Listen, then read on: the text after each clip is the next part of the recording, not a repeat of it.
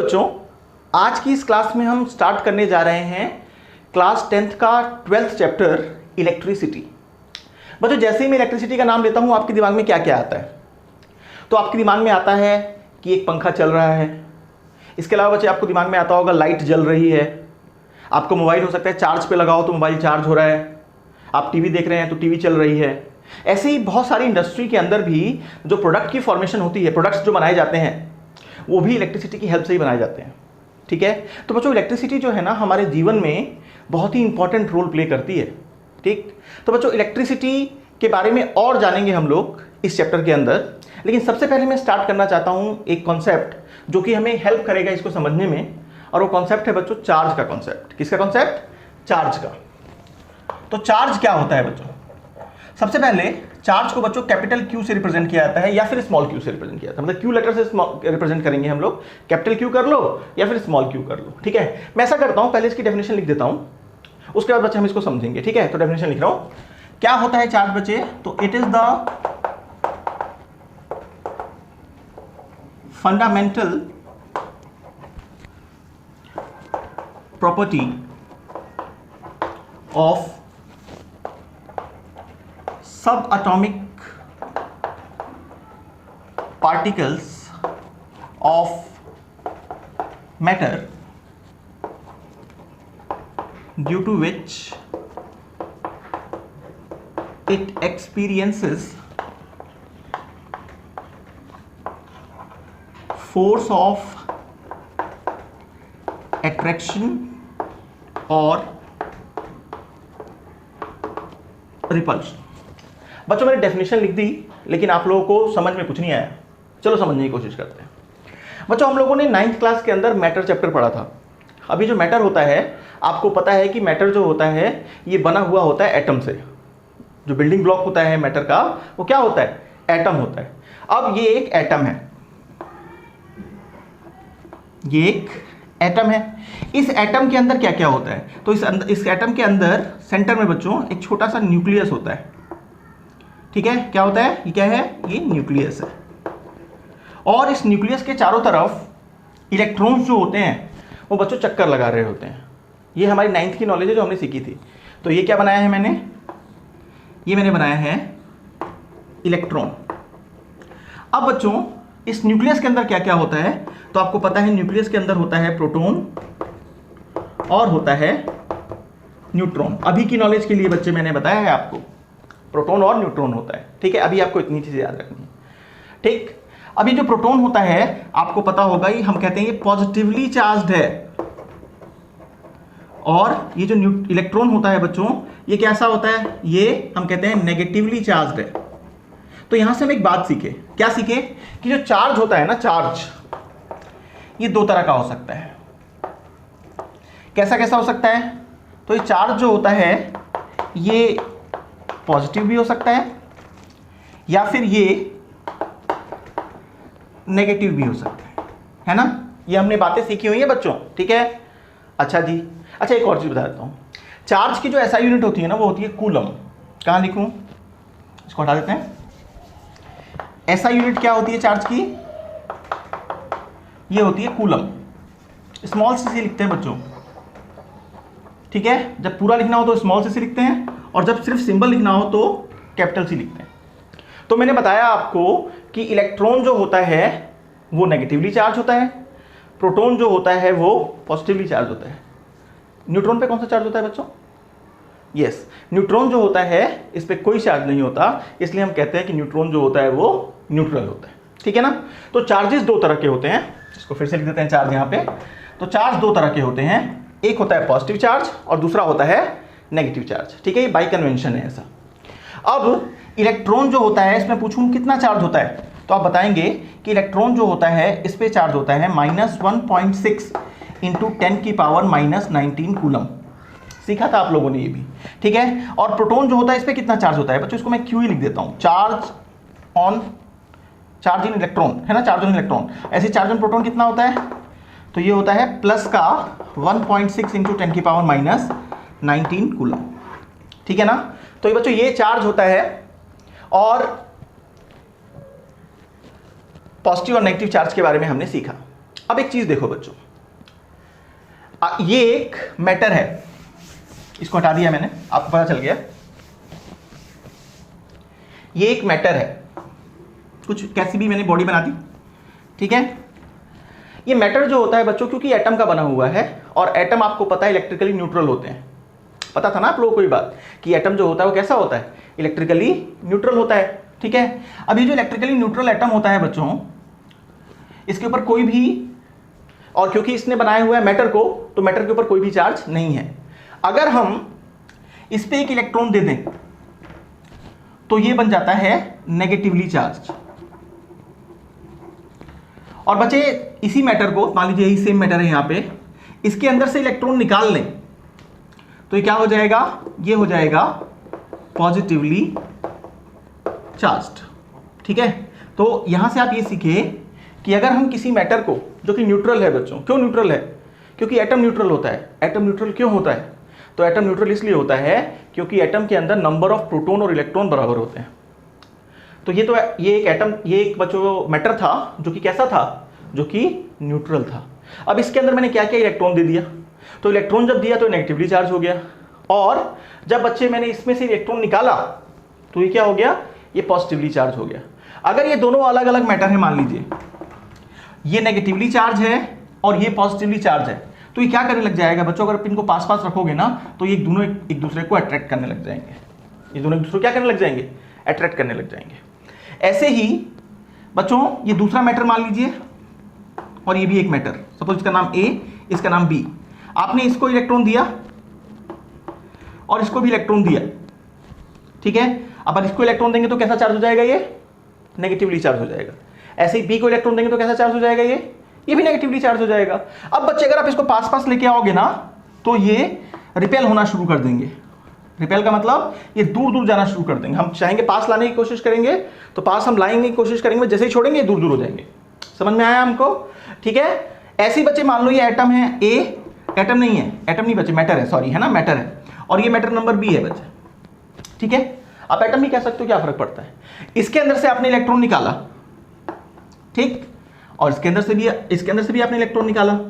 अगर आप इलेक्ट्रॉन निकाल रहे हो तो बताओ A पे कैसा चार्ज आएगा, तो आंसर है पॉजिटिव चार्ज आएगा। और B पे कैसा चार्ज आएगा, तो B पे भी पॉजिटिव चार्ज ही आएगा, क्योंकि आपने इलेक्ट्रॉन तो निकाल दिया। अब बच्चे A और B जो है ना, वो दोनों को आप देखोगे, आप पास लाने की कोशिश करोगे, छोड़ दोगे ना, तो ये क्या करेंगे, एक दूसरे को रिपेल करना शुरू कर देंगे। तो ये क्या करेंगे, एक दूसरे को रिपेल करना शुरू कर देंगे। यहां से हमने कुछ सीखा बच्चों, क्या सीखा, हमने ये सीखा कि जब सेम तरह के चार्ज होते हैं, देखो दोनों पॉजिटिवली चार्ज या फिर दोनों नेगेटिवली चार्ज, है ना, दोनों या तो नेगेटिवली चार्ज या फिर दोनों पॉजिटिवली चार्ज, तो क्या हो रहा है, तो ये एक दूसरे को रिपेल कर रहे हैं। ये एटम है तो, या मैटर है तो रिपेल कर रहा है। और अगर ये नेगेटिवली चार्ज है, दूसरा पॉजिटिवली चार्ज है, तो बच्चों अगर आप पास लाके छोड़ते हो तो दोनों आपस में चिपक जाएंगे, यानी कि दोनों एक दूसरे को क्या करेंगे, अट्रैक्ट करेंगे। ये प्रॉपर्टी इस एटम के पास या इस मैटर के पास कैसे आई, तो बच्चे ये प्रॉपर्टी तब आई जब इसके पास चार्ज था, अदरवाइज नहीं कर रहे थे ऐसा। ये चार्ज की वजह से ऐसा हुआ, ठीक है ना, चार्ज की वजह से ऐसा हुआ। तो अगर चार्ज की वजह से ऐसा हुआ तो बच्चों इसलिए हमने कहा कि चार्ज जो होता है, सबसे पहले फंडामेंटल प्रॉपर्टी होती है सब एटॉमिक पार्टिकल की। सब एटॉमिक पार्टिकल के अंदर ऑलरेडी होती है, सब एटॉमिक पार्टिकल का मतलब इलेक्ट्रॉन प्रोटॉन के अंदर ऑलरेडी होती है, ठीक है। इसकी वजह से जो ये एटम है बच्चों, ये क्या कर रहा है, ये एक्सपीरियंस कर रहा है फोर्स, किसका, अगर एक जैसे चार्ज हैं ये दोनों, है ना, तो रिपल्शन का, और अगर अलग अलग चार्ज हैं, यानी कि एक पॉजिटिव एक नेगेटिव है, तो अट्रैक्शन का, ठीक है। तो अब तक हमने क्या सीखा, हमने सीखा चार्ज, जिसको हम कैपिटल Q या स्मॉल q से रिप्रेजेंट करते हैं, ये दो तरह के हो सकते हैं, इट कैन बी पॉजिटिव और इट कैन बी नेगेटिव, ठीक है। इसके अलावा क्या सीखा हमने, इसके अलावा हमने सीखा कि दो पॉजिटिव चार्जेस को अगर हम पास पास रखते हैं तो वो रिपेल करने लग जाते हैं। ऐसे ही अगर हम दो नेगेटिव चार्जेस को भी पास पास रखते हैं तो भी वो रिपेल करने लग जाते हैं। पास पास रखना है बच्चों, ठीक है। अगर हम एक पॉजिटिव चार्ज और एक नेगेटिव चार्ज को पास रखते हैं तो वो अट्रैक्ट करने लग जाते हैं, है ना। और बच्चों यही हमने डेफिनेशन भी दी थी चार्ज की, ठीक है। अच्छा जी, अब देखो जरा बच्चों, ये पॉजिटिव चार्ज और ये पॉजिटिव चार्ज, हो सकता है दोनों चार्जेस की वैल्यू अलग अलग हो बच्चों, जैसे +1 हो कूलम और वो +5 कूलम हो, ठीक है ना। तो देखिए मैग्नीट्यूड अलग अलग है लेकिन चार्ज दोनों पॉजिटिव ही हैं, तो दोनों क्या करेंगे, एक दूसरे को रिपेल करेंगे। दोनों सिमिलर चार्जेस हैं। सिमिलर चार्जेस का मतलब मैग्नीट्यूड भले डिफरेंट हो लेकिन साइन दोनों का सेम है। तो बच्चे अगर साइन दोनों का सेम होता है तो ऐसे चार्जेस को बोलते हैं लाइक चार्जेस। क्या बोलते हैं, लाइक चार्जेस। तो ये भी लाइक चार्जेस हैं, ये भी पेयर बच्चों एक लाइक चार्जेस का पेयर है ना, ठीक है। तो बच्चों यहां से हम क्या सीखे, तो हम यहां से सीखे कि like charges repel each other. Like charges क्या करते हैं, एक दूसरे को रिपेल करते हैं, ठीक है। ऐसे ही बच्चों एक पॉजिटिव और एक नेगेटिव चार्ज जो होता है वो अनलाइक चार्ज होता है ना। एक पेयर जो होता है पॉजिटिव और नेगेटिव का, ये अनलाइक चार्जेस हैं। तो बच्चों अगर ये अनलाइक चार्जेस हैं तो ये क्या करेंगे, they will attract each other. तो हमने एक दूसरी प्रॉपर्टी सीखी कि अनलाइक चार्जेस जो होते हैं अट्रैक्ट ईच अदर, ठीक है। देख रहे हो बच्चों, डेफिनेशन में हमने कहा था, ठीक है। फंडामेंटल प्रॉपर्टी होती है मैटर की जिसकी वजह से क्या करता है, वो अट्रैक्ट करता है या रिपेल करता है। देखो अट्रैक्ट और रिपेल कर रहा है, ठीक है। बच्चों थोड़ा सा नाइन्थ को डिस्कस करना चाहता हूं। नाइन्थ के अंदर हम लोगों ने मैटर की एक प्रॉपर्टी पढ़ी थी, और मैटर की प्रॉपर्टी क्या थी, मैटर की प्रॉपर्टी ये थी कि मैटर के पास मास होता है। अब बच्चों मैटर के अंदर एटम भी है, मैटर के अंदर एटम है, और एटम जो है बच्चे उसके पास सब एटॉमिक पार्टिकल है। तो अगर सब एटॉमिक पार्टिकल है तो उनके पास तो चार्ज होता है। तो बच्चों क्या आपसे मैं कह सकता हूं कि मैटर के पास मास भी होता है और चार्ज भी होता है। तो 9th क्लास में हमने सिर्फ आपको मास बताया था, लेकिन बच्चे आपने सीखा कि मैटर जो होता है उसके पास मास और चार्ज दोनों प्रॉपर्टी होती हैं, ठीक है। ऑल्दो बच्चों अगर नंबर ऑफ प्रोटॉन और इलेक्ट्रॉन की मात्रा बराबर हो तो इलेक्ट्रिकल न्यूट्रल होता है मैटर, लेकिन प्रॉपर्टी तो होती है, उसके पास चार्ज भी होता है। समझ में आ गया आपको ये चीज, ठीक है, ओके। अब बच्चों नई चीज सीखते हैं। देखो ये एक बॉडी है, ठीक है, और इस बॉडी को मैंने इलेक्ट्रॉन दिए। जब मैं इस बॉडी को इलेक्ट्रॉन देता हूं तो इस पे कौन सा चार्ज आ जाता है, आंसर है इस पे आ जाता है नेगेटिव चार्ज, ठीक है। इस बॉडी पे कैसा आ जाता है, नेगेटिव चार्ज आ जाता है। और ये बॉडी है, इसको अगर मैं इससे इलेक्ट्रॉन निकालता हूं, निकाला तो पॉजिटिव चार्ज आ जाता है। ये बात हम सीख चुके हैं, ठीक है। बच्चों मैं यहां पे बताना ही चाह रहा हूं कि एक्चुअली आप एक बॉडी को अगर आप पॉजिटिवली चार्ज करना चाहते हो तो आप उससे इलेक्ट्रॉन निकाल लेते हो, नेगेटिवली चार्ज करना चाहते हो तो आप उसको इलेक्ट्रॉन दे देते हो। बच्चों कभी भी ऐसा नहीं होगा कि आप आधा इलेक्ट्रॉन दें एक बॉडी को। हमेशा आप बॉडी को इलेक्ट्रॉन्स देंगे या इलेक्ट्रॉन निकालेंगे 1 2 3 4 5 ही होंगे, कभी भी ये वैल्यू फ्रैक्शन में नहीं आएगी। अगर मैं बोलूं बच्चों कि इस बॉडी को मैंने 1 इलेक्ट्रॉन दिया तो इस पे कितना चार्ज आ गया, तो आप कहोगे 1 इलेक्ट्रॉन पे चार्ज कितना होता है। अभी भी हमने सीखा था 1 इलेक्ट्रॉन पे चार्ज होता है 1.6 × 10⁻⁻19 कूलम का, साथ में माइनस भी लगा होता है ना, इतना चार्ज होता है। तो इस बॉडी का चार्ज कितना हो गया, तो चार्ज हो गया Q = इतना, है ना। अगर मैं 2 इलेक्ट्रॉन दूं तो 1 इलेक्ट्रॉन का चार्ज इतना था, 2 इलेक्ट्रॉन देता तो क्या करना होता, इसको 2 से मल्टीप्लाई कर दो। अगर मैं 3 इलेक्ट्रॉन देता तो इस पे कितना चार्ज आ जाता, तो 3 इलेक्ट्रॉन देता बच्चों तो इसको 3 से मल्टीप्लाई करता और जितना भी आता आंसर वो मेरा आंसर होता। अगर बच्चे मैंने इसको n इलेक्ट्रॉन दे दिया तो इसके पास कितना चार्ज हो गया, तो बच्चों इसके पास चार्ज हो गया Q = n × E, ठीक है। Q = क्या हो गया, n × E। यहां पे बच्चे n क्या है, यहां पे n बच्चों एक इंटीजर है जिसकी वैल्यू +-1 +-2 +-3 कुछ भी हो सकती है, ठीक है। कैसे प्लस माइनस, अब या बच्चों प्लस माइनस ना भी लिखो तो चलेगा, लिख लो। कैसे, देखो अगर आप एक इलेक्ट्रॉन दे रहे हो तो नेगेटिव चार्ज आ जाता है, और बच्चों अगर आप एक इलेक्ट्रॉन निकाल रहे हो तो पॉजिटिव चार्ज आ जाता है। मान लो इसको हमने 1 इलेक्ट्रॉन दिया तो इस पे चार्ज कितना आ गया, तो इस पे चार्ज आ गया, हमने 1 इलेक्ट्रॉन दिया था ना तो -1। ये चार्ज तो बच्चों मैग्नीट्यूड लिखा है मैंने सिर्फ चार्ज का। 2 इलेक्ट्रॉन देंगे तो 2 से मल्टीप्लाई कर देंगे, 3 इलेक्ट्रॉन देंगे तो 3 से मल्टीप्लाई कर देंगे। ऐसे बच्चों इलेक्ट्रॉन निकालेंगे, ठीक है, इलेक्ट्रॉन निकालेंगे तो अगर 1 इलेक्ट्रॉन निकाला तो पॉजिटिव चार्ज आया ना, तो इस पर पॉजिटिव में रखेंगे। तो 1 × इलेक्ट्रॉन का चार्ज या प्रोटॉन का चार्ज, बच्चों चार्ज तो बराबर ही होता है, चार्ज तो बराबर ही होता है, दोनों पॉजिटिव नेगेटिव का भी तो फर्क होता है, वो हमने यहाँ पे किया है। समझ में आ गया आपको? ये जो प्रॉपर्टी है बच्चों, जब आप 12th में जाएंगे तो इसको पढ़ेंगे और इसका नाम है quantization of charge. Quantization of charge क्या कहता है? तो क्वांटाइजेशन ऑफ चार्ज कहता है कि आप एक बॉडी में से, एक बॉडी पे कितना चार्ज होगा वो हमेशा बच्चों इंटीग्रल मल्टीपल होगा। इंटीग्रल मल्टीपल होगा, इंटीजर का मल्टीपल होगा चार्ज ऑफ इलेक्ट्रॉन के। ठीक है, ये कहती है क्वांटाइजेशन ऑफ चार्ज। चलो एक क्वेश्चन करो, ये एक बॉडी है, ठीक है, मैंने इसको 10 इलेक्ट्रॉन दे दिए। अब मुझे बताओ इस पे कितना चार्ज है। चलो मैं बताता हूं। Q इज इक्वल टू क्या होता है? N इंटू ई। N क्या है? N है 10, और इलेक्ट्रॉन पे चार्ज कितना होता है? मैग्नीट्यूड चार्ज का, है ना। तो ये होता है 1.6 इंटू 10 की पावर माइनस 19 कूलम। आंसर क्या आ जाएगा? आंसर आ जाएगा 1.6 इंटू 10 की पावर माइनस 18 कूलम। समझ में आया? ठीक है, तो ये बच्चों क्वांटाइजेशन ऑफ चार्ज का कॉन्सेप्ट था। तो बच्चों क्वांटाइजेशन ऑफ चार्ज के बाद अब हम डिस्कस करेंगे कि हमने चार्ज को इतना डिस्कस क्यों किया। ठीक है, तो बच्चों हमने चार्ज को इतना डिस्कस इसलिए किया क्योंकि चार्ज ही जो है ना, चार्ज यही रिस्पॉन्सिबल होता है इलेक्ट्रिसिटी के लिए। ठीक है, अगर एक चार्ज रेस्ट पे हो तो जो इलेक्ट्रिसिटी ये प्रोड्यूस करता है उसको बोलते हैं स्टैटिक इलेक्ट्रिसिटी। और बच्चों अगर एक चार्ज मोशन में हो तो मोशन की वजह से जो इलेक्ट्रिसिटी प्रोड्यूस होती है उसको बोलते हैं करंट इलेक्ट्रिसिटी। ठीक है, तो स्टैटिक इलेक्ट्रिसिटी किसे बोलेंगे? जब चार्ज इज एट रेस्ट। तो किस तरह की इलेक्ट्रिसिटी बनाएगा ये? Static electricity.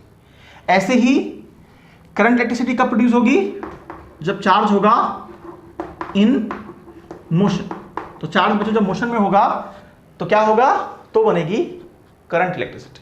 ठीक है, अब बच्चों इस चैप्टर के अंदर ना हमें करंट इलेक्ट्रिसिटी पढ़ना है।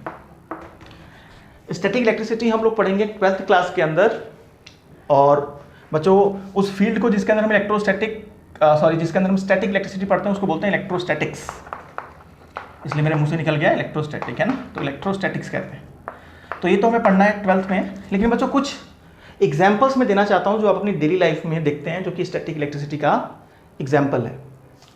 देखिए बच्चों, जब सर्दी के दिनों में आप लोग कंबल वगैरह ओढ़ते होंगे तो कभी आपने कंबल को उठाते वक्त कुछ उसके अंदर से कभी चटपट की आवाज़ निकलते हुए सुना होगा, जिससे थोड़ी बहुत लाइट भी निकलती होगी। आपने देखा है क्या कभी ऐसा?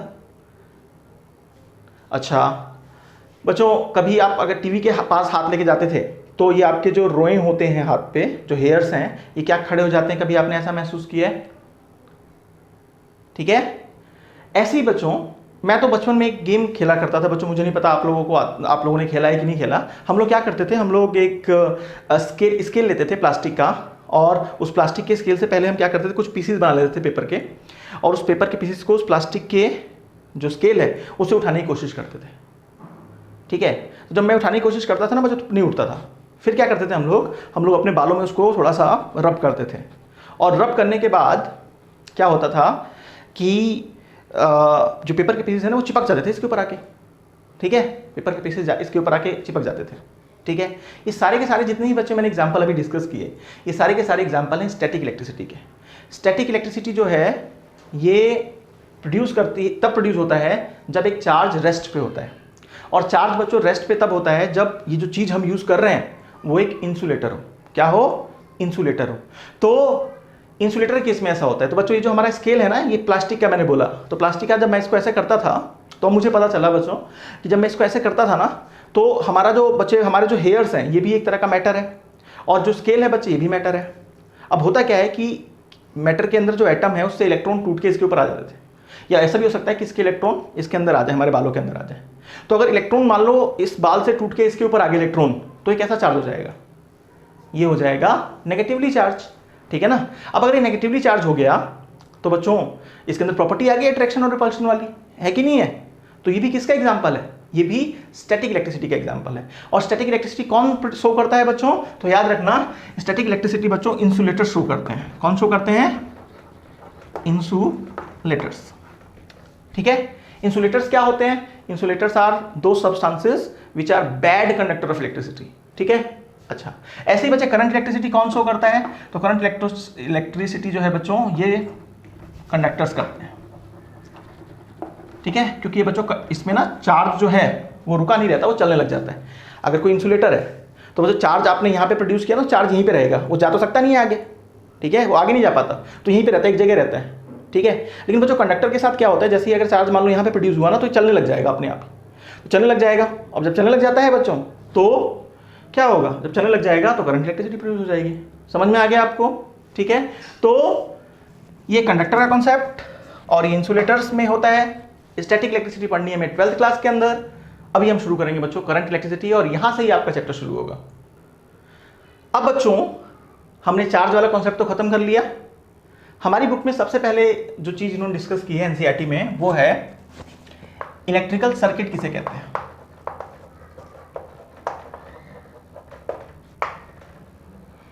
देखो आप लोगों ने भी ये चीज की होगी, आपके पास ये बैटरी है, छोटी वाली बैटरी आती है ना रिमोट वगैरह की, आप निकाल के देख सकते हो। यहाँ बच्चे कुछ इस तरह का होता है, कुछ यहाँ पे गोल सा होता है ऐसे, यहाँ पे पॉजिटिव लिखा होता है, यहाँ पे नेगेटिव लिखा होता है। देखना आप, है ना, आपको समझ में आएगा, आप देखना ऐसे। अब आप क्या करो बच्चे, एक ना जो दिवाली में जलने वाली लड़ी होती है ना, उसके अंदर से एक बल्ब निकाल लेना, और बल्ब ऐसा निकालना कि यहाँ पे ना एक तार, आप मतलब उससे तार निकल रहे हो दो, एक इधर जोड़ना और एक इधर जोड़ना। बहुत सारे खुराफाती बच्चों ने किया भी होगा। बच्चों क्या मिलता है आपको, क्या होता है? तो आपने देखा होगा कि ये जो बल्ब है वो जलने लग जाता है। ठीक है, मान लो बच्चों मैं यहाँ पे एक छोटा सा स्विच लगा देता हूँ, है ना, वो टिक टिक दबाते हैं, ऑन ऑफ करते हैं, तो स्विच लगा देता हूँ। जब मैं स्विच लगा देता हूँ तो, और बच्चे स्विच को ऑफ कर देता हूँ तो बल्ब नहीं जलता, लेकिन जब ऑन करता हूँ तो ये जलने लग जाता है। समझ में आती है बात? अब बच्चों ये जो चीज मैंने बताई है ऐसे, इसमें ये क्या है, ये एक वायर है ना, ये क्या है, ये बल्ब है, ये क्या है, ये एक सेल है, सेल है ना, ये चीजें हैं। अभी एक स्विच भी बनाया था मैंने, इसको भी बना लो ऐसे। ये क्या है, ये एक स्विच है। ठीक, अब मैं ये चीजें नॉर्मल एक डायग्राम की फॉर्म में भी बना सकता हूं। कैसे, ध्यान से देखो। इस सेल को बच्चों, सेल अगर अकेला हो तो सेल कहलाता है, ये चीज अगर अकेली हो तो सेल कहलाती है। और बच्चों एक से ज्यादा हो, जैसे रिमोट में बच्चे दो होते हैं, तो हम सेल को क्या कहने लग जाते हैं, बैटरी कहने लग जाते हैं। अब बच्चे जो कुछ सिंबल मैं बना रहा हूं ना, ये सिंबल जो होता है आपको हम सीखेंगे अभी इस चैप्टर में आगे। ये सिंबल बच्चों बैटरी का होता है, सेल का होता है एक्चुअली। और अगर मैं ऐसे दो लगा दूं तो भी बन गया बैटरी। क्या है ये एक बैटरी है। ठीक है, अच्छा जी। इसके बाद वायर कैसे दिखाते हैं बच्चों, तो वायर इन लाइन से दिखाते हैं। तो जैसे लाइन मैंने बना दी, ये वायर है। ठीक है, अच्छा इसके बाद हमने एक स्विच वो लगाया था, स्विच लगाया था ना, स्विच लगाओ। स्विच का सिंबल बच्चों ये होता है ऐसे। ठीक है, अभी ये ओपन स्विच है। कैसा है, ओपन। पहले स्विच लिख देता हूं, ओपन क्लोज बाद में कर लेंगे। स्विच है ये, ठीक, या प्लग बोल लो, है ना, की प्लग। अच्छा यहाँ पे बच्चों मैंने बल्ब है, ये बल्ब का सिंबल बनाया मैंने। अभी आप सीख जाओगे बच्चों सारी चीजें। ठीक है, तो ये चीजें कुछ मैंने बनाई है, सिर्फ इतनी चीजें बनाई है। ठीक है, ये क्या है, दिस इज अ बल्ब। और ये क्या है बच्चों, ये है वायर। जब बच्चों हम ऐसा करते हैं ना, तो देखो ये जो तार है बच्चों, ये एक कंडक्टर होता है, पता है ना आप लोगों को। इस तार की जगह अगर आप लकड़ी लगा दोगे तो नहीं जलेगा वो बल्ब। कंडक्टर होना चाहिए, इंसुलेटर नहीं होना चाहिए, तो कंडक्टर है। अब बच्चों अगर मान लो ये बैटरी नहीं होती, अगर ये बैटरी नहीं होती तो क्या ये बल्ब जलता? आंसर नहीं जलता। आप निकाल के देख लो अलग से, नहीं जलेगा। लेकिन बच्चों जैसे ही हम यहाँ पे ये बैटरी लगा देते हैं और इस स्विच को ऑन कर देते हैं, बच्चों ये ऑन स्विच का सिंबल है। ये दोनों अभी खाली था तो ऑफ था, अब ये ऑन हो गया। जैसे ही ऑन होता है बच्चे, क्या करता है, ये बैटरी जो है, इसके अंदर जो इलेक्ट्रॉन्स हैं, एटम है ना इसके अंदर, तो इसके अंदर इलेक्ट्रॉन्स हैं, एक्चुअली चार्जेस हैं, उन चार्जेस को चलाने लग जाता है, उन चार्जेस को धक्का देने लग जाती है बैटरी। और उस चार्जेस के चलने की वजह से बच्चे इसके अंदर करंट प्रोड्यूस होता है। क्या प्रोड्यूस होता है, करंट प्रोड्यूस होता है। इसी को हम बोलते हैं, ये जो पूरा अरेंजमेंट है बच्चे, इसी को हम बोलते हैं इलेक्ट्रिकल सर्किट। ठीक है, फिर से सुनिए, आपको पता है इस मेटल के अंदर चार्जेस हैं। क्यों मेटल के अंदर चार्जेस क्यों हैं? क्योंकि मेटल जो है वो भी एक एटम से बना हुआ है, और इस एटम के अंदर सब एटॉमिक पार्टिकल्स यानी इलेक्ट्रॉन प्रोटॉन सब कुछ है। तो जो इलेक्ट्रॉन्स है बच्चों चलने लग जाएंगे। बैटरी कुछ ऐसा करेगी कि इलेक्ट्रॉन्स जो है वो चलने लग जाएंगे, और जब इलेक्ट्रॉन चलने लग जाएंगे तो हमने सीखा था अभी कि चार्ज के चलने से कौन सी इलेक्ट्रिसिटी प्रोड्यूस होती है? करंट इलेक्ट्रिसिटी प्रोड्यूस होती है। तो ये जो इलेक्ट्रिकल सर्किट होता है बच्चे, ये एक्चुअली करंट का रास्ता होता है। क्या होता है? करंट का रास्ता होता है। तो अगर मैं बोलूं कि इलेक्ट्रिकल सर्किट क्या होता है तो आप कैसे लिखोगे इसको? तो आप लिखोगे it is a closed end continuous path of electric current. क्या होता है ये क्लोज्ड और कॉन्टिन्यूअस पाथ होता है। किसका? इलेक्ट्रिक करंट का। समझ में आ गई बात? तो सर्किट क्या होता है समझ में आ गया। अच्छा, इसके अंदर और क्या चीज होती है? इसके अंदर सारे कंपोनेंट्स होते हैं। इन कंपोनेंट्स को हम लोग बच्चों अभी आगे इस चैप्टर में पढ़ेंगे। ठीक है, जैसे एनसीईआरटी में दिया मैं वैसे चल रहा हूं, और चैप्टर बच्चे आपका अब शुरू हुआ है। चार्जेस का इंट्रोडक्शन इनको समझने के लिए था, क्योंकि आपको पता है बच्चे चार्ज के चलने की वजह से ही इसके अंदर इलेक्ट्रिसिटी प्रोड्यूस हो रही है, इसके अंदर करंट प्रोड्यूस हो रहा है। ठीक है, आएगा समझ, डोंट वरी। ठीक, ओके। अब बच्चों तब से हम इलेक्ट्रिक करंट चिल्ला रहे हैं, हमने करंट इलेक्ट्रिसिटी भी बोल दिया, लेकिन हमें पता होता है ही नहीं कि करंट क्या होता है। ठीक है, करंट क्या होता है हमें पता ही नहीं है। ठीक है ना? तो बच्चों हम करंट सीखते हैं। आपने कभी एयर करंट सुना है? एयर करंट, जब हवा चल रही होती है बच्चों, तो हवा के चलने की वजह से जो करंट्स बनती हैं उसको एयर करंट कहते हैं। पानी अगर बह रहा हो बच्चों, पानी चल रहा हो, तो उसको बोलते हैं वाटर करंट। ऐसे ही अगर चार्ज चल रहे हो तो उसको बोलते हैं इलेक्ट्रिक करंट। क्या बोलते हैं? Electric current. तो बच्चों अगर मैं कहूं कि डिफाइन करो कि इलेक्ट्रिक करंट क्या होता है, तो इलेक्ट्रिक करंट क्या होता है बच्चों? इलेक्ट्रिक करंट होता है, अच्छा एकदम से नहीं बता रहा, कुछ और कॉन्सेप्ट बताता हूं, फिर उसके बाद साथ में डिस्कस करेंगे। देखो, ये एक मैंने कंडक्टर बनाया, एक तार ही है बच्चों, मोटा तार मैंने बना दिया, तार को थोड़ा सा मोटा बना, मैग्नीफाई कर दिया। ठीक है, अब इसके अंदर खूब सारे इलेक्ट्रॉन्स हैं।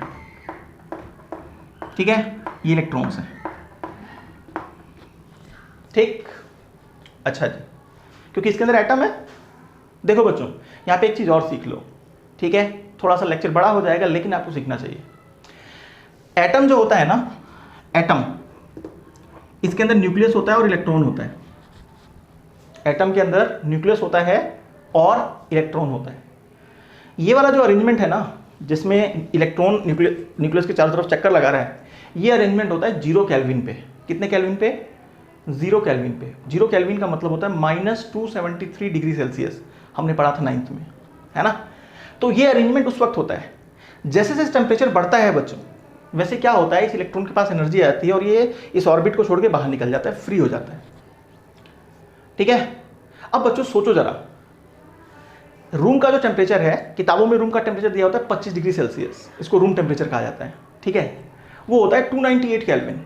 अगर हम 25 डिग्री सेल्सियस को देखें तो कितना होता है? 298 केल्विन। निकालना आता है ना आप लोगों को? अरे 273 में 25 जोड़ देते थे तो आता था 298 केल्विन। ठीक है ना? तो 298 केल्विन होता है हमारे रूम का टेम्परेचर। ठीक है, अच्छा जी, अब ये तो टेम्परेचर बहुत ज़्यादा है, 0 से तो बहुत ज़्यादा है, 0 केल्विन से बहुत ज़्यादा है 298 केल्विन। तो होता क्या है, ये इलेक्ट्रॉन जो है अपने इस ऑर्बिट को छोड़ के फ्री हो जाते हैं, इनको बोलते हैं फ्री इलेक्ट्रॉन। ये जो बच्चों मेटल है, पहले इसके अंदर एटम ही थे, लेकिन ये जो एटम है बच्चों, इनके अंदर से इलेक्ट्रॉन निकल गया। जब एटम के अंदर से इलेक्ट्रॉन निकल जाता है बच्चों, तो ये चीज़ तो पॉजिटिव चार्ज बच गई, इलेक्ट्रॉन निकला है इसके अंदर से, और ये बच गया बच्चों, यहाँ से इलेक्ट्रॉन निकल गया। तो इलेक्ट्रॉन तो फ्री हो गए, लेकिन बच्चों ये जो एटम्स होते हैं, ये इस कंडक्टर के अंदर बहुत पास चिपके हुए होते हैं। इसको बोलते हैं क्रिस्टल लैटिस। क्या बोलते हैं? Crystal lattice. ये सारी चीज़ें बच्चों आपको समझाने के लिए, जो सॉलिड का आइटम्स का अरेंजमेंट है बच्चों, उसको हम क्या बोलेंगे? क्रिस्टल लैटिस कहेंगे। ठीक, तो आपको ये समझ में आ गया कि इसके अंदर इलेक्ट्रॉन कहाँ से आए। कहाँ से आए?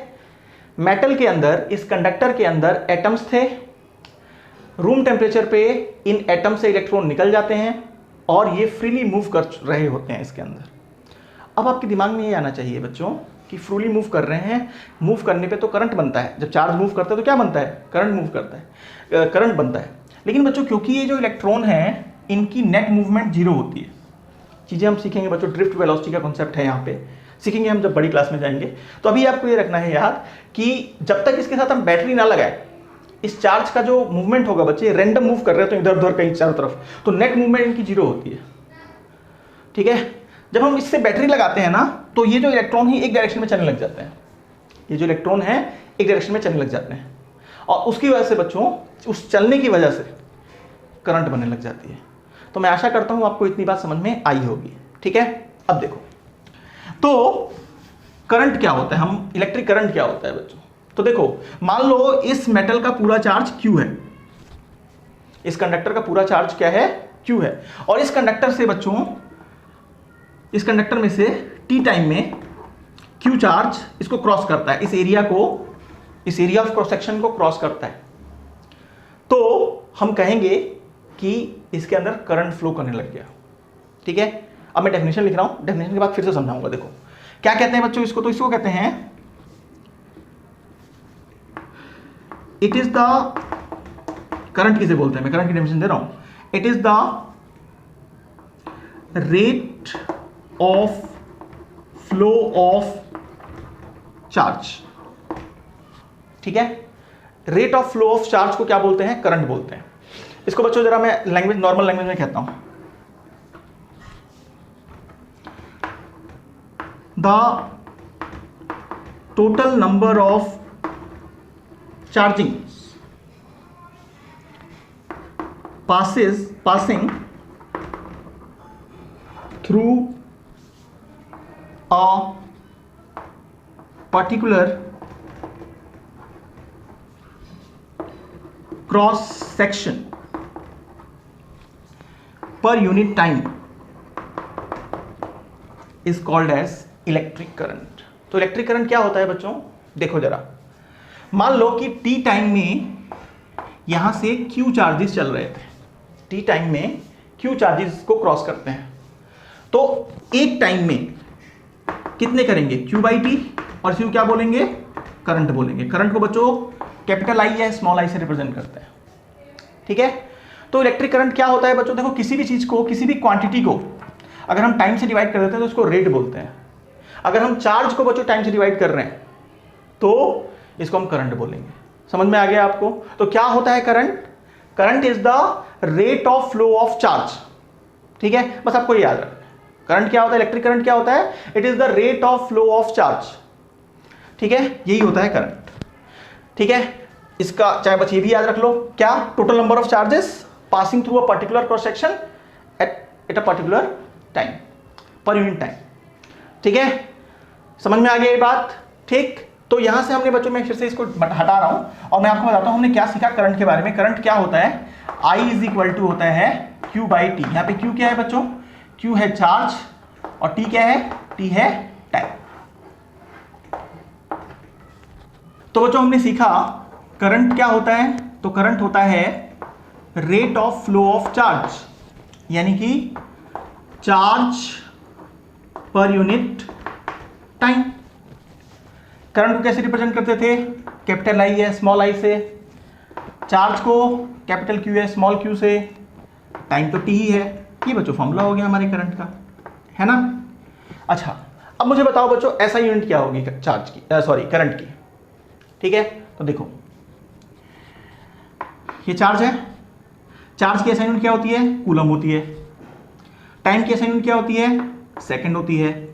तो करंट की ऐसा यूनिट क्या हो सकती है, कूलम पर सेकंड, ठीक है। करंट की ऐसा यूनिट क्या होगी, ऐसा unit of current coulomb per second. लेकिन बच्चों एक साइंटिस्ट थे एम्पियर, उन्होंने करंट के ऊपर बहुत सारा काम किया, इलेक्ट्रिसिटी के ऊपर बहुत सारा काम किया। उनको ऑर्डर देने के लिए बच्चों हम लोग जो करंट की ऐसा यूनिट है ये भी लिख सकते हैं। इसके अलावा बच्चे हम लोग लिख सकते हैं एम्पियर। क्या लिख सकते हैं, एम्पियर। अगर पूरा लिखेंगे तो स्मॉल ए से शुरू करेंगे, और अगर सिंबल लिखेंगे तो कैपिटल ए लिखेंगे। तो ऐसा यूनिट क्या होती है करंट की, तो आपको मिलेगा एम्पियर होती है। ये भी हो सकती है, कोई गलत नहीं है, ये भी बिल्कुल सही है। समझ में आ गया आपको, ठीक है, ओके। अब बच्चों एक क्वेश्चन आता है डिफाइन 1 एम्पियर। क्या क्वेश्चन आता है? Define 1 ampere. तो यहां पे लिख दूं क्या? Define 1 ampere. देखिए हमने क्या सीखा था, इसको अब मैं हटा देता हूं, ये हटा नहीं रहा, छोड़ो, इतने में काम चला लूंगा। हमने सीखा I is equal to Q by T होता है। इस एम्पियर को यहां पे लिख देते हैं। I इज इक्वल टू क्या होता है? Q by T. अगर बच्चे Q हो जाए 1 कूलम, T हो जाए 1 सेकेंड, तो I की वैल्यू क्या होगी बताओ? तो I की वैल्यू होगी, ये Q की वैल्यू 1, T की वैल्यू भी 1, तो I कितना? 1। तो I की वैल्यू होगी 1 एम्पियर। तो बच्चों 1 एम्पियर किसे कहते हैं? ठीक है, तो देखो मैं कैसे लिख रहा हूं। When 1 coulomb of charge flows through a particular cross section in 1 second, then the current flowing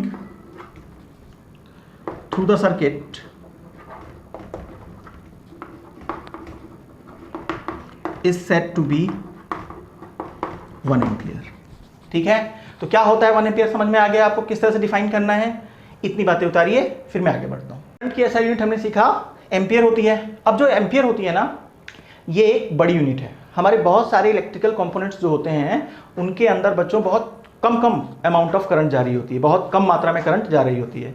तो करंट को नापने के लिए हम और भी छोटी यूनिट्स का सहारा लेते हैं, जैसे कि एक होता है मिली एम्पियर। ठीक है, मिली एम्पियर। तो 1 मिली एम्पियर किसके बराबर होगा? इसको बच्चे ऐसे भी लिख लो, चाहे ऐसे लिख सकते हैं, 1 मिली एम्पियर किसके बराबर होगा? तो ये बराबर होगा 10 की पावर माइनस 3 एम्पियर के। तो 1 मिली एम्पियर किसके बराबर? 10 की पावर माइनस 3 एम्पियर के। ऐसे ही एक होता है माइक्रो एम्पियर। देखो माइक्रो एम्पियर को कैसे बनाते हैं? 1 माइक्रो एम्पियर, यू बनाया, यू, और इसको बच्चों कुछ इस तरह से लिख दिया मैंने। ठीक है ना, तो 1 माइक्रो एम्पियर। 1 माइक्रो एम्पियर होता है 10 की पावर माइनस 6 एम्पियर। ठीक है, क्या होता है? 10 की पावर माइनस 6 एम्पियर होता है। ठीक है, ओके। अब बच्चों करंट को नापने के लिए जिस इंस्ट्रूमेंट का हम यूज करते हैं उसको हम बोलते हैं अमीटर। क्या बोलते हैं? अमीटर। तो instrument used in measuring current क्या होता है नाम? अमीटर होता है, अमीटर। अब बच्चे कुछ ना मैं चीजें याद करने के लिए बता रहा हूं, इनको याद रखिए, ये हमें समझ में आएंगी जब हम थोड़ा चैप्टर में आगे बढ़ रहे होंगे। लेकिन आपको 2 बातें याद रखनी है, और ये 2 बातें क्या हैं कि बच्चों अमीटर जो होता है इसको हमेशा सीरीज में लगाया जाता है। याद रख लो, अभी सीरीज पैरेलल क्या होता है हम सीखेंगे। क्या याद रखना? It is always connected in series with in the circuit. तो इलेक्ट्रिकल सर्किट के अंदर बच्चों इसको किस में लगाया जाता है? सीरीज में लगाया जाता है। एक बात। और दूसरी बात क्या? दूसरी बात ये बच्चों कि जो अमीटर का रेजिस्टेंस होता है, अभी क्या होता है हम बाद में सीखेंगे, चैप्टर में सीखेंगे बच्चों। याद रखो, अभी बस रटना है इसको, है ना, अभी के लिए, इस लेक्चर के लिए।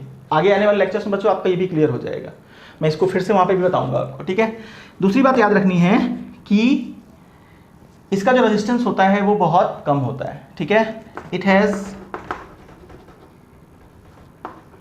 Very very small resistance.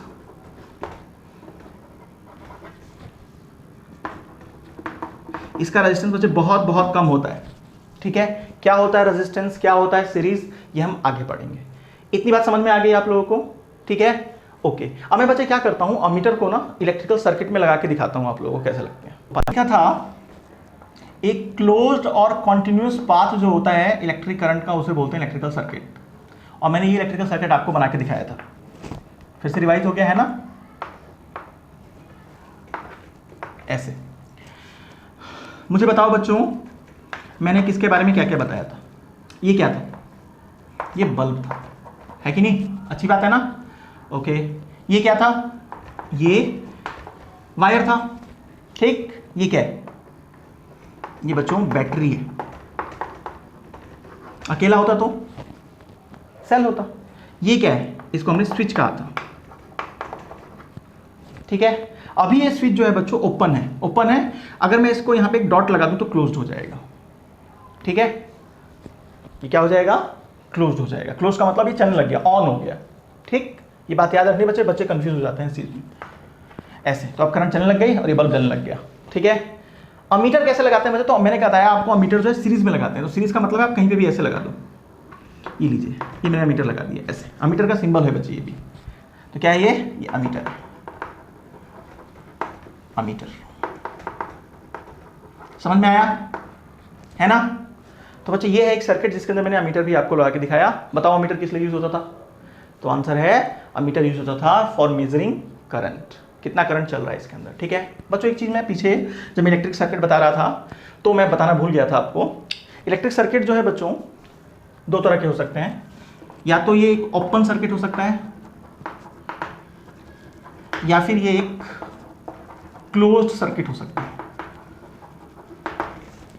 Open circuit किसे कहेंगे, तो ओपन सर्किट कहेंगे बच्चे जब ये स्विच जो है ये ऑफ कंडीशन में हो, तो इसको क्या बोलेंगे हम, ओपन सर्किट। स्विच ऑफ तो ओपन सर्किट। और बच्चे अगर ये स्विच ऑन हो तो हम इसे क्या बोलेंगे, क्लोज्ड सर्किट, ठीक है। यहां पे बच्चों कंफ्यूजन होती है, याद रखना है ओपन और वहां पे स्विच ऑफ है, याद रहेगी बात, ठीक है। ओके, अब बच्चों कुछ आइए इसके ऊपर बेस्ड न्यूमेरिकल करते हैं। लेकिन एक चीज और बच्चों, एक चीज और बड़ा ही इंपॉर्टेंट देखो, वो भी रह रहा था, इसको भी डिस्कस कर लो बच्चों। हमेशा याद रखना, एक ना हमें करंट की डायरेक्शन पूछी जाती है कि डायरेक्शन क्या होती है करंट की, direction of current.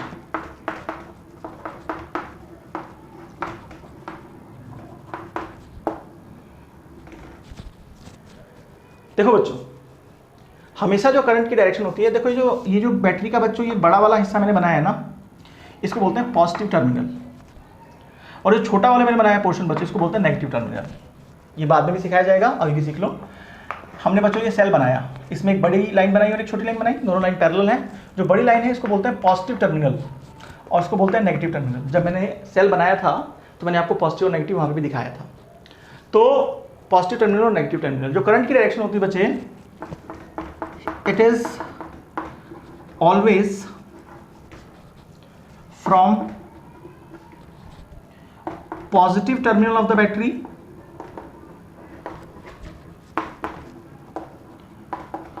To negative terminal of the battery. तो बच्चों जो करंट की डायरेक्शन होती है वो हमेशा पॉजिटिव टर्मिनल से नेगेटिव टर्मिनल की तरफ होती है, एक बात। दूसरी बात बच्चों, अगर करंट इस तरफ चल रहा है तो जो इलेक्ट्रॉन की डायरेक्शन होगी ना वो इस तरफ होगी। इसका मतलब ये हुआ कि जो बैटरी की, जो बच्चों करंट की डायरेक्शन होती है वो इलेक्ट्रॉन की डायरेक्शन के अपोजिट होती है। Direction of current, it is opposite to that of direction of movement of electrons।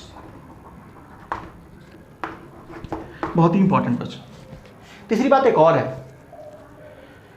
वो हम लोग पोटेंशियल में भी सीख जाएंगे, लेकिन बच्चों लिख देते हैं यहाँ पे। पोटेंशियल का कॉन्सेप्ट बता दूंगा, आपको समझ में आ जाएगा, लेकिन लिख यहाँ पे भी लो। क्या, हमेशा बच्चे करंट जो है वो हाई पोटेंशियल से लो पोटेंशियल मूव करता है। करंट हाई पोटेंशियल से लो पोटेंशियल मूव करता है। तो तीसरी बात, from high potential to low potential. तो तीन बातें याद रखनी है बच्चों डायरेक्शन ऑफ करंट के लिए, ठीक है। क्या क्या है तीन बातें, फिर से सुन लीजिए। ये हमेशा पॉजिटिव टर्मिनल से नेगेटिव टर्मिनल की तरफ जाता है। देखो पॉजिटिव से निकाला मैंने और नेगेटिव में लेके आया। इसकी डायरेक्शन इलेक्ट्रॉन की डायरेक्शन के अपोजिट होती है। देखो करंट इस तरफ चल रहा है तो इलेक्ट्रॉन इस तरफ चल रहा है, करंट इधर चल रहा है तो इलेक्ट्रॉन किस तरफ चल रहा होगा, इस तरफ चल रहा होगा। करंट इधर चल रहा है तो इलेक्ट्रॉन किस तरफ चल रहा होगा, इधर चल रहा होगा। समझ में आई बात बच्चों। क्वेश्चन है, calculate the number of electron constituting 1 coulomb charge. आपसे पूछा गया है बच्चों कि बताओ 1 कूलम चार्ज में कितने इलेक्ट्रॉन होते हैं। बच्चों दो तरीके से करके बताऊंगा मैं आपको। एक तो लगाऊंगा यूनिटरी मेथड, जो मैथ्स में सीखा था आपने, और दूसरा लगाऊंगा मैं क्वांटाइजेशन ऑफ चार्ज। देखिए हमने सीखा था Q इज इक्वल टू क्या होता है, N इंटू ई। अब कह रहा है कि बताओ एक कूलम में कितने इलेक्ट्रॉन्स होते हैं, यानी कि हमें नंबर निकालना है। ये Q कितना दिया है 1 कूलम, N हमें निकालना है, इलेक्ट्रॉन का चार्ज कितना 1.6 इंटू 10 की पावर माइनस 19 कूलम, ठीक है ना। तो N की वैल्यू कितनी आ जाएगी, N की वैल्यू आ जाएगी 1 अपॉन में 1.6 इंटू 10 की पावर माइनस 19। तो बच्चों N की वैल्यू कितनी आ गई, देखो इसको 10 की पावर 18 बना दो, सॉरी माइनस का 19 ऊपर गया तो 19 बना, इंटू यहाँ बचे 1 अपॉन में 16 रहने दो, इसको 10 बना दो, ये पॉइंट हटा यहाँ पे 0 लगा दिया, ठीक है। इसके अंदर से एक 0 उधार लो तो ये 100 बन गया। अब वैसे एक 0 उधार ले लिया है, पहले 19 0 थे, तो अब इसके पास कितने 0 बचे 18, ठीक है। अब इसको काटो, 4 4 4 16 एंड 4 25 जा 100। अब 25/4 आया, इसको जब आप डिवाइड करोगे तो ये आएगा 6.25 इंटू 10 की power 18 is equal to number of electrons. तो बच्चों नंबर ऑफ इलेक्ट्रॉन्स किस तरीके से क्वांटाइजेशन ऑफ चार्ज के कॉन्सेप्ट से हमने इसको किया। अब क्वांटाइजेशन ऑफ चार्ज के कॉन्सेप्ट से तो आपने कर ही लिया। अब बच्चों मैं आपको यूनिटरी मेथड से दिखाता हूं। देखो मैं आपसे पूछूं कि 1.6 इंटू 10 की पावर माइनस 19 कूलम में कितने इलेक्ट्रॉन, तो आप कहोगे 1 इलेक्ट्रॉन, ऐसे लिख देते हैं। 1.6 इंटू 10 की power 19 coulomb charge constitute 1 electron. इतना अगर कूलम चार्ज हो तो 1 इलेक्ट्रॉन होता, तो 1 कूलम में कितने चार्ज होंगे, 1 कूलम में कितने इलेक्ट्रॉन होंगे, तो 1 कूलम 1 अपॉन में 1.6 इंटू 10 की पावर माइनस 19 इलेक्ट्रॉन्स। इसको डिवाइड करोगे बच्चों यही चीज़ तो आ गई, देखो इसको डिवाइड करोगे तो आंसर क्या आएगा 6.25 इंटू 10 की पावर माइनस 19 माइनस नहीं प्लस 18 इलेक्ट्रॉन्स, ठीक है। तो बच्चे ये नंबर ऑफ इलेक्ट्रॉन्स है दोनों तरीके से, ठीक है, दोनों समझ में आ गया। और नेक्स्ट क्वेश्चन मूव करते हैं। बच्चे क्वेश्चन देखिए, इस क्वेश्चन में कहा है a current of 0.5 ampere is drawn by a filament of an electric bulb for 10 minutes.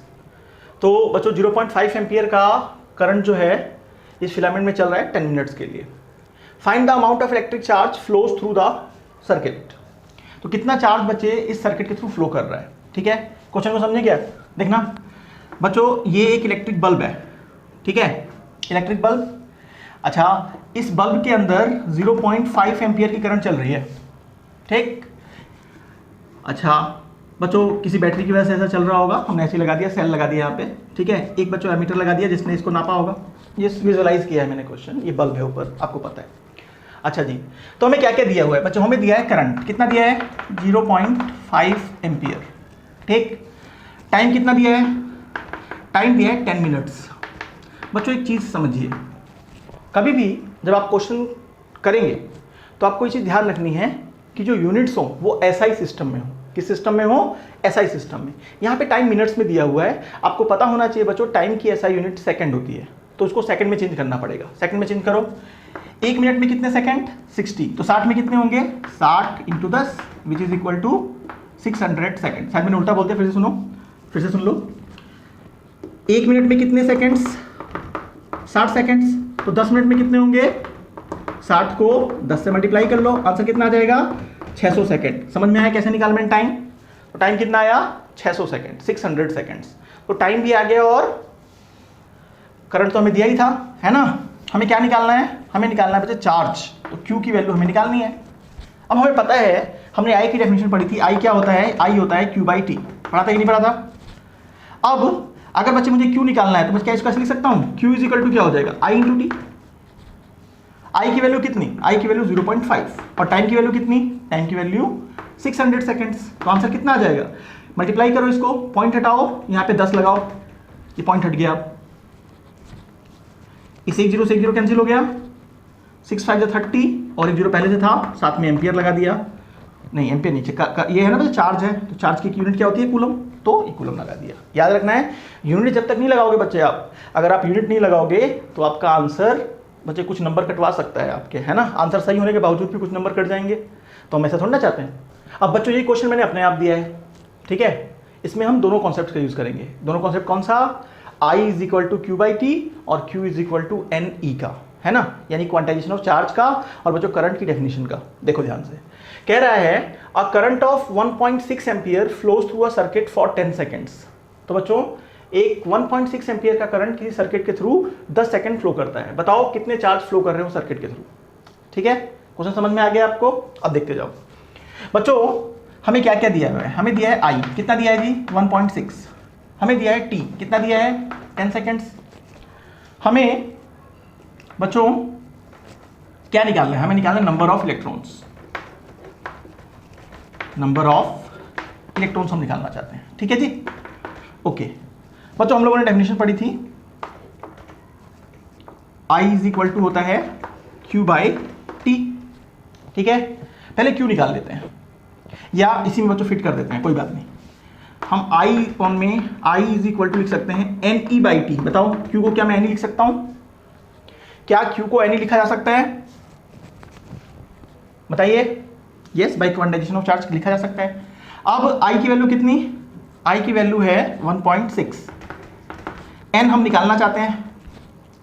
E कितना बच्चों? E होता है 1.6 इंटू 10 की पावर माइनस 19। और टाइम कितना? टाइम है 10 सेकेंड्स, तो 10 को 10 ही रहने दो। ठीक है ना, चलो आगे बढ़ो। क्रॉस मल्टीप्लाई करते हैं बच्चों, जो चीज़ डिवाइड में हो तो जाके मल्टीप्लाई हो जाएगा, जो मल्टीप्लाई में हो तो जाके डिवाइड हो जाएगा। तो ये हो गया 1.6 into 10 is equal to n, और जो मल्टीप्लाई में बच्चों डिवाइड कर दो तो 1.6 इंटू 10 की पावर माइनस 19। ठीक है ना, अब इस 1.6 से ये 1.6 तो कैंसिल हो गया, ये 10 की पावर बचे 19 ऊपर जाएगी और 10 पहले से ही है, तो इसका आंसर आ जाएगा 10 की पावर 1 प्लस 19 1, और बच्चों नीचे से जाएगा। डिवाइड में वैसे माइनस होता है लेकिन माइनस माइनस प्लस हो गया इस तरह से। तो n की वैल्यू कितनी आ गई? n की वैल्यू आ गई 10 की पावर 20 इलेक्ट्रॉन्स। तो बच्चों कितने इलेक्ट्रॉन फ्लो कर रहे हैं इसके अंदर? 10 की पावर 20 इलेक्ट्रॉन्स।